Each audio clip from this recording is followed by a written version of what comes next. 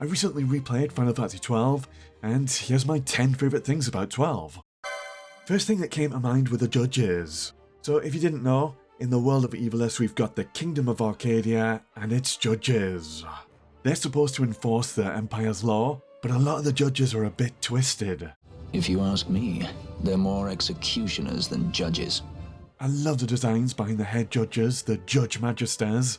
They march around in heavy armour. They remind me a little of Final Fantasy's classic Dark Knights, and their armour designs are a bit of an expression of their different personalities. And they do have very strong personalities and even their own ambitions. They're a force to be reckoned with. You're going to want to run and hide from a judge. And when you are forced to engage a judge, you can feel the weight of their presence. Hark! Evilise hails her true dynast king, Vain Solidor. One of my favourite scenes in Final Fantasy XII is when these big personalities and ideologies start to clash with each other, and things get political with the judges killing each other. I do wish we got to see more of the judges' stories. They're complete badasses, and we see very little of Judge Drace. She seems like a cool character. Vain Solidor! As Judge Magister and Upholder of the Law, I hereby place you under arrest. Number 2, Balthier. My favourite character in Final Fantasy XII. He's a sky pirate with max points in his charisma stat. Pirates without a sky. While officially not the main character of Final Fantasy XII, I consider Balthier to be the real leader. I play the leading man. Who else? He's cool, he acts tough, but he cares, and often acts as a mentor to characters like Van. You have a lot to learn before we even get started on your thievery. As you play, you learn more about Balthier, his past, and how his story ties into the main plot. You're a judge? But best of all, there's a real special dynamic between him and Fran, who completely trust and understand each other without saying a word. It's not an overly lovey-dovey relationship like in some other Final Fantasies. It's realistic and better for it. Number 3, the Espers or Summons. Final Fantasy XII changes things up and breaks away from the usual traditional summons that have been staple in the Final Fantasy series like Ifrit and Bahamut. Instead, 12 has 13 completely new summons that are based on the Zodiacs. Now, I'll always prefer the traditional summons, but the more I played 12, the more I came to appreciate its Espers. They're all really dark, twisted, and corrupted. My personal favourite is Zelaria, the Esper of Death, and I love his undead design. There is some really awesome lore behind the Espers, but I wish we learned more about these Espers through 12's main story, rather than having to read about them in the bestiary. Zodiac was so powerful the gods kept him as a child. Ultima used to guide souls to heaven. Zelaria is clinging to a woman shaman that he's using as a hostage. Hey, if you're a huge fan of RPGs, consider subbing to Peter Bytes or liking the video for more content like this. Cover lots of RPGs, you might like my Final Fantasy series, where I'm replaying them all and ranking them against each other as I go. Thank you. Exit stage right. Number 4, the Viera or Bunny Girls. I mean, come on, I had to put this in. 12 is set in the rich world of Final Fantasy Tactics, Evilus, and it contains many different races or beastmen. What's that you see now? We do get to interact with a few of the different tribes throughout the story, but my personal favourite has definitely got to be the Viera.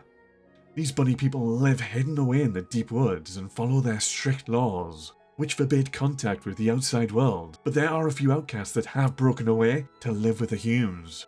I won my freedom, yet my past has been cut away forever. Not to mention, Fran is the only party member who isn't a human. I'm surprised there aren't more Beastmen party members in 12. It seems like a missed opportunity. Number 5, the Zodiac Job System. So this was a feature that didn't exist in the original Final Fantasy XII. It was added in the Japanese International or the Zodiac Age version of the games, and I'm glad it was added. I like it better that way. So this is pretty much the classic Final Fantasy job system. Each character can be assigned 2 jobs like Black Mage, Monk or Knight. There are 12 to choose from, and the character's license boards will adjust to be relevant to those roles. This new job system adds way more variety and strategy to party building and character customization. It makes Final Fantasy XII even better. Number 6. Political storytelling. I spoke about this a lot in my other videos, but Final Fantasy XII is the most political game in the single-player mainline series. There's definitely political themes and elements across the Final Fantasy series, but 12 goes hard, and I think its political narrative is one of its most underrated strengths. 12 starts with the kingdom of Dalmasca stuck between the warring larger nations of Arcadia and Rosaria, and the Empire of Arcadia assassinates Dalmasca's king and occupies the kingdom. Our king, what have you done? The antagonist of 12 is Vayne, and he's no Sephiroth. Vayne is more of a political tactician. The ex-kind gives humble public speeches, while at the same time committing atrocities and even assassinating his own father for power. Why don't you call me Vayne? And like I said earlier, one of my favourite scenes is when the judges are all gathered together and their different personalities and ideologies clash. Things very much become political. I'm a sucker for the more emotional Final Fantasy storytelling, but I do like 12's more unique approach. Number 7. Hunts. So Final Fantasy XII introduces the hunt system. Basically, you check bounty boards for targets, then hunt them down for special rewards.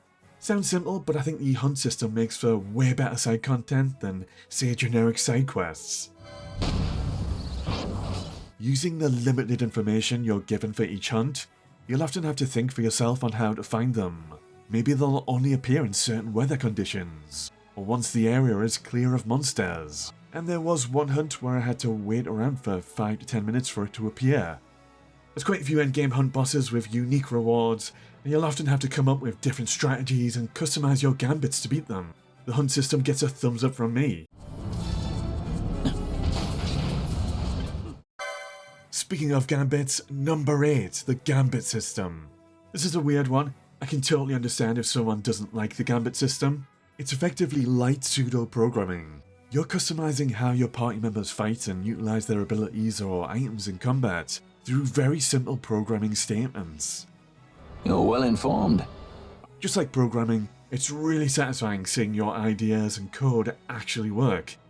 Keep everyone buffed, automatically cure ailment effects. If a party member's health is less than 50%, then start curing them with magic. The only downside, it can be a little double-edged because with good gambits, the game kinda plays itself.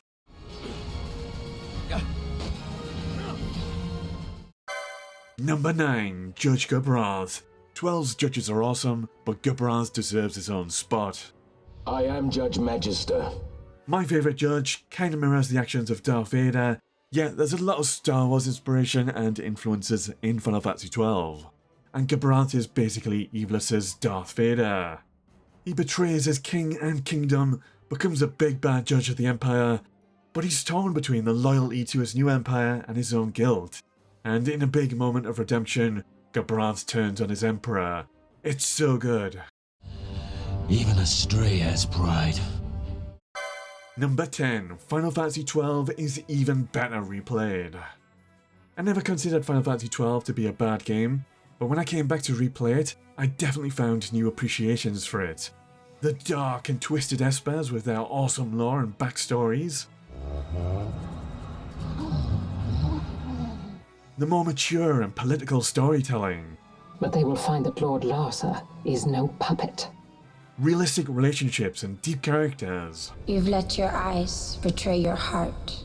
A political antagonist.